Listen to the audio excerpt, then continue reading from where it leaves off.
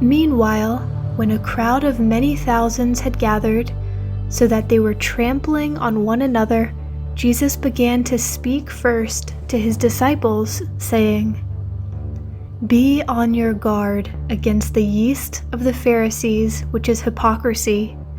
There is nothing concealed that will not be disclosed, or hidden that will not be made known.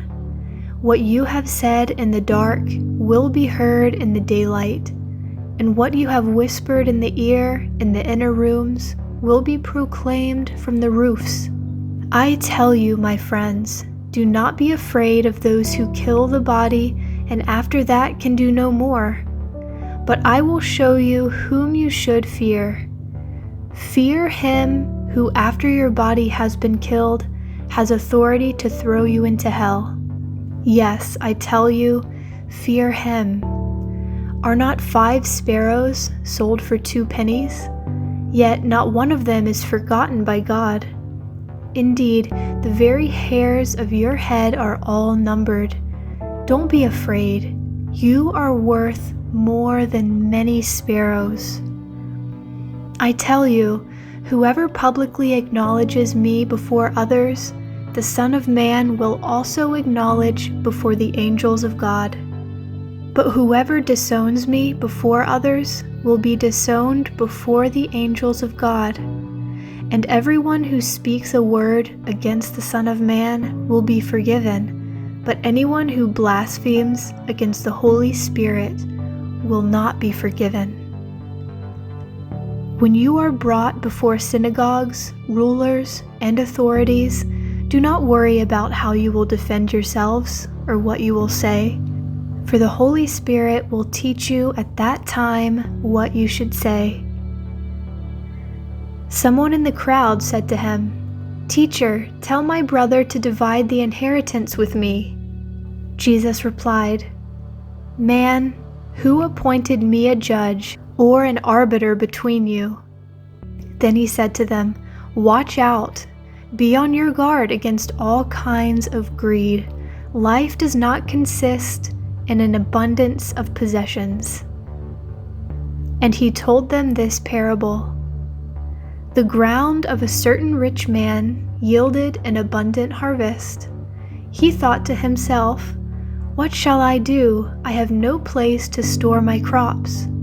Then he said, "This is what I'll do. I will tear down my barns and build bigger ones, and there I will store my surplus grain. And I'll say to myself, you have plenty of grain laid up for many years.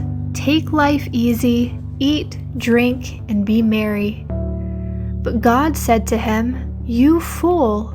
This very night your life will be demanded from you. Then who will get what you have prepared for yourself? This is how it will be for whoever stores up things for themselves but is not rich toward God."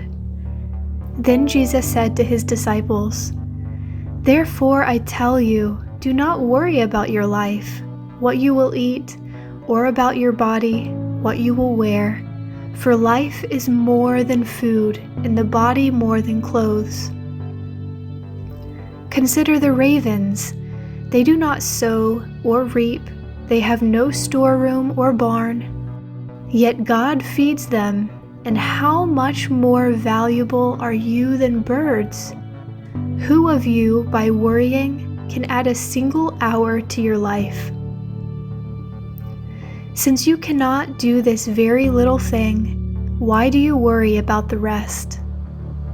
Consider how the wild flowers grow.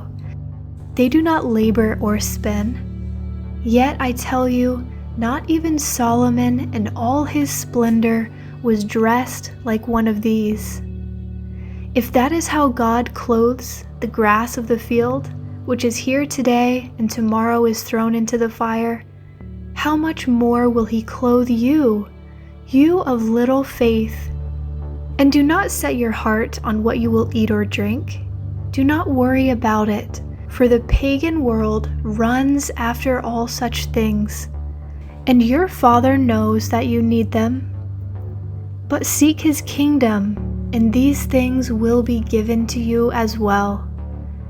Do not be afraid, little flock, for your Father has been pleased to give you the kingdom. Sell your possessions and give to the poor. Provide purses for yourselves that will not wear out, a treasure in heaven that will never fail, where no thief comes near and no moth destroys. For where your treasure is, there your heart will be also. Be dressed, ready for service, and keep your lamps burning, like servants waiting for their master to return from a wedding banquet, so that when he comes and knocks, they can immediately open the door for him. It will be good for those servants whose master finds them watching when he comes. Truly, I tell you, he will dress himself to serve, will have them recline at the table, and will come and wait on them. It will be good for those servants whose master finds them ready, even if he comes in the middle of the night or toward daybreak. But understand this, if the owner of the house had known at what hour the thief was coming, he would not have let his house be broken into. You also must be ready, because the Son of Man will come at an hour when you do not expect him. Peter asked, Lord, are you telling this parable to us or to everyone? The Lord answered, Who then is the faithful and wise manager, whom the master puts in charge of his servants to give them their food allowance at the proper time? It will be good for that servant whom the master finds doing so when he returns. Truly I tell you, he will put him in charge of all his possessions. But suppose the servant says to himself, My master is taking a long time in coming, and he then begins to beat the other servants, both men and women, and to eat and drink and get drunk. The master of that servant will come on a day when he does not expect him, and at an hour he is not aware of. He will cut him to pieces and assign him a place with the unbelievers.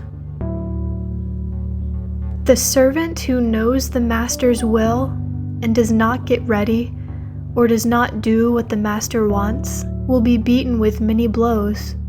But the one who does not know and does things deserving punishment will be beaten with few blows.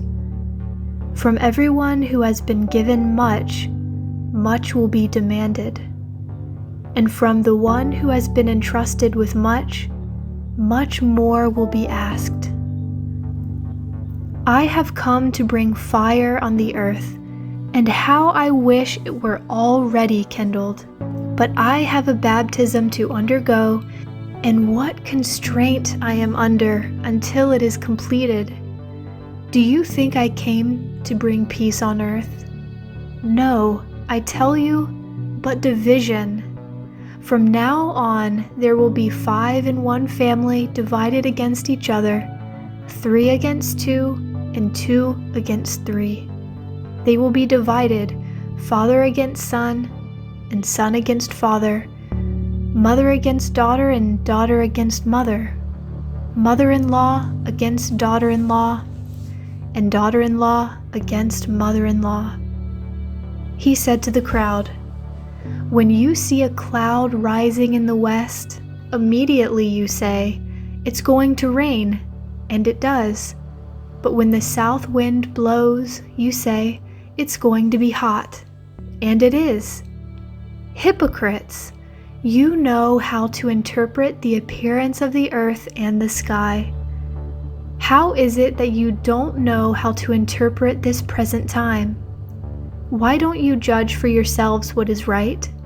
As you are going with your adversary to the magistrate, try hard to be reconciled on the way, or your adversary may drag you off to the judge, and the judge turn you over to the officer, and the officer throw you into prison. I tell you, you will not get out until you have paid the last penny.